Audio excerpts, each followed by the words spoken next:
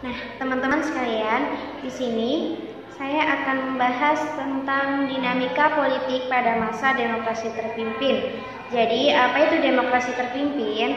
Nah, demokrasi terpimpin ini adalah suatu sistem di mana semua keputusan atau seluruh keputusan berpusat pada negara yang saat itu dijabat oleh Presiden Soekarno. Demokrasi ini diumumkan pertama kali oleh Presiden Soekarno pada pembukaan sidang konstituante pada tanggal 10 November 1900. Demokrasi ini diumumkan pertama kali oleh Presiden Soekarno pada pembukaan sidang konstituante pada tanggal 10 November 1956.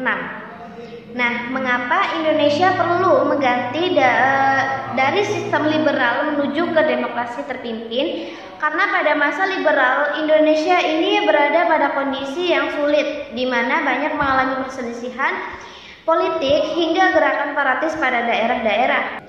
Di samping itu juga, Dewan Konstituante juga gagal menjalankan tugasnya untuk membuat undang-undang dasar yang baru. Nah, untuk mengeluarkan bangsa dari persoalan pelik tersebut, maka Presiden Soekarno mengeluarkan dekret pada 5 Juli 1959 yang selanjutnya disebut juga dengan Dekret Presiden 5 Juli 1959. Apa yang latar belakangi tentang dekret presiden ini? Jadi latar belakangnya ini ditandai dengan pergantian sistem pemerintah dari demokrasi liberal menuju ke demokrasi terpimpin. Kemudian pada awal Juli 1959, Presiden Soekarno melakukan pertemuan dengan Ketua DPR. Jadi pertemuan tersebut ini menyepakati untuk memberlakukan kembali Undang-Undang Dasar 1945 sebagai konstituante negara tanpa persetujuan konstituante. Pertemuan tersebut dilanjutkan dengan sebuah pidato singkat. Nah, pidato tersebut dikenal dengan Dekret Presiden 5 Juli 1959. Pidato tersebut berisi tentang pembubaran konstituante, kemudian berlakunya kembali Undang-Undang Dasar 1945 dan tidak berlakunya Undang-Undang Dasar sementara atau UUDS pada tahun 1950. Nah, kemudian yang ketiga, membentuk Majelis MPRS yang terdiri atas anggota DPR. Nah, kali ini saya akan melanjutkan materi yaitu mengenai situasi politik setelah Dekret Presiden 5 Juli 1959. Nah, Dekret Presiden 5 Juli 1959 dikeluarkan Presiden Soekarno untuk menciptakan stabilitas politik yang sempat goyah selama masa demokrasi liberal. Rakyat Indonesia pun menyambut baik langkah Presiden Soekarno tersebut.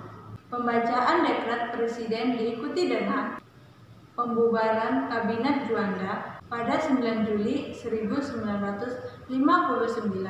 Selanjutnya, peta kekuatan politik nasional. Pada masa demokrasi terpimpin, identik dengan kepemimpinan Soekarno yang begitu kuat. Presiden Soekarno seolah menjadi aktor tunggal dalam kehidupan politik bangsa Indonesia.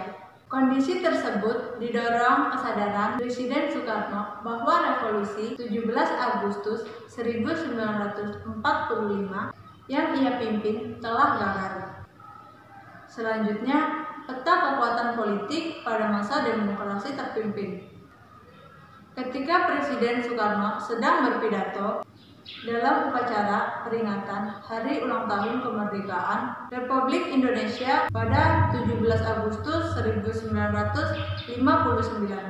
Pidato ini kemudian dikenal sebagai manifesto politik. Manipol memiliki gagasan penting yaitu Undang-Undang Dasar 1945, Sosialisme Indonesia, Demokrasi Terpimpin, Ekonomi Terpimpin, dan Kepribadian Indonesia.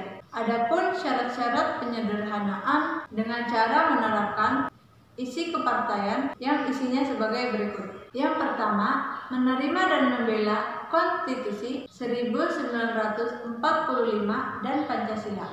2. Menggunakan cara-cara damai dan demokrasi untuk mewujudkan cita-cita politiknya. 3. Menerima bantuan luar negeri. hanya seizin pemerintah. 4. Partai politik setidaknya harus memiliki cabang di 1/4 provinsi. 5. Presiden berhak menyelidiki administrasi dan keuangan partai. Dan yang terakhir, Presiden berhak membubarkan partai yang terindikasi perusahaan merongrong politik pemerintah dan mendukung perusahaan pemberontakan. Ya, lanjut poin B, sistem pemerintahan. Sistem pemerintahan yang berlaku pada masa demokrasi terpimpin adalah presidensial. Sistem presidensial pada masa itu sesuai dengan Undang-Undang Dasar 1945 yang telah ditetapkan kembali menjadi Undang-Undang Dasar Negara Indonesia. Penyimpangan yang terjadi pada masa demokrasi terpimpin sebagai berikut. 1. Kedudukan presiden. 2. Pembentukan MPRS. 3. Pembubaran DPR dan pembentukan DPRGR. Pembentukan Dewan Pertimbangan Agung sementara. Pengangkatan presiden. Lanjut, pembebasan Irian Barat. Pada awal kemerdekaan wilayah Negara Kesatuan Republik Indonesia NKRI meliputi seluruh bekas wilayah Hindia Belanda yang dibagi menjadi 8 provinsi. Salah satu provinsi itu adalah Provinsi Maluku yang di dalamnya terdapat wilayah Irian Barat. Latar belakang masalah Irian Barat. Salah satu konferensi media bundar atau disebut KMB menyatakan masalah Irian Barat akan diselesaikan setelah kedaulatan. Akan tetapi Belanda tidak menepati hasil KMB tersebut dan terus menunda penyelesaian tersebut hingga bertahun-tahun. Perjuangan diplomasi. Pada awalnya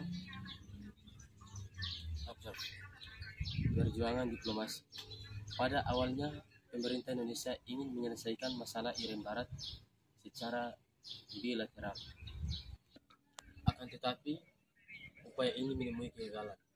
Oleh karena itu, pemerintah Indonesia berupaya untuk menyelesaikan masalah Irian Barat melalui forum internasional. Konfrontasi politik. Membentuk pemerintah sementara Irian Barat di Suasiu Tidore tanggal 17 Agustus tahun 1956. Yang kedua, membentuk hasil konferensi media bundar atau disebut KMB melalui Undang-Undang Nomor 13 Tahun 1956. Membentuk Front Nasional atau Pembebasan Irian Barat yang disebut FNPIB pada tahun 1958, menggerakkan masa Irian Barat atau pembebasan Irian Barat. Memutus hubungan diplomatik pada tanggal 17 Agustus tahun 1960. Persetujuan New York dilaksanakan atas usulan Ellsworth Bunker. Ellsworth Bunker adalah tokoh penengah perundingan antara Indonesia dan Belanda. Ellsworth Bunker mengusulkan kepada Belanda untuk menyerahkan Irian Barat kepada Indonesia dengan perantara PBB melalui United Nations Temporary Executive Authority atau ANTEA. Dalam perundingan tersebut, delegasi Indonesia dipimpin oleh Adam Malik, sedangkan delegasi Belanda dipimpin oleh Van Rooyen. Pada tanggal 15 Agustus 1962, perundingan berhasil mencapai kesepakatan yang disebut Persetujuan New York. Secara umum, isi Persetujuan New York ada 5. Yang pertama yaitu Belanda menyerahkan Irian Barat kepada ANTEA selambat-lambatnya tanggal 1 Oktober 1962. Angkatan perang Belanda secara berangsur-angsur dikembalikan, sedangkan angkatan perang Indonesia sudah berada di Irian Barat di bawah pemerintah sementara PBB. Yang keempat, pada 1 Desember 1962, bendera Indonesia mulai berkibar di samping bendera PBB. Yang kelima yaitu setelah penyerahan Irian Barat, pemerintah Indonesia diwajibkan untuk melakukan penentuan pendapat rakyat atau PPRA. PPRA dilakukan bagi semua orang dewasa, baik pria maupun wanita, dengan sistem one man, one vote, sesuai dengan aturan internasional. 4. Politik luar negeri. Beberapa peristiwa yang berkaitan dengan politik luar negeri Indonesia pada masa demokrasi terpimpin sebagai berikut. A. Konfrontasi dengan Malaysia. Konfrontasi Indonesia dan Malaysia berawal ketika pemimpin Malaya Tengku Abdul Rahman melontarkan gagasan pembentukan Federasi Malaysia pada tanggal 27 bulan Mei 1961. Pemerintah Indonesia menganggap pembentukan Federasi Malaysia sebagai proyek neokolonialisme Inggris. Ya, lanjut B. Politik mercusuar.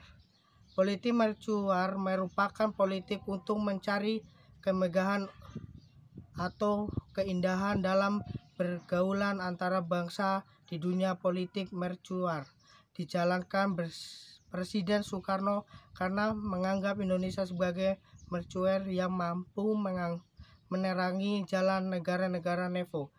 Selain mendirikan bangunan-bangunan mega yang menghabiskan biaya miliaran rupiah, politik mercusuar diwujudkan melalui penyelenggaraan Games of the New Angry for Geneve, yaitu pesta olahraga negara-negara NEVO pada 1963.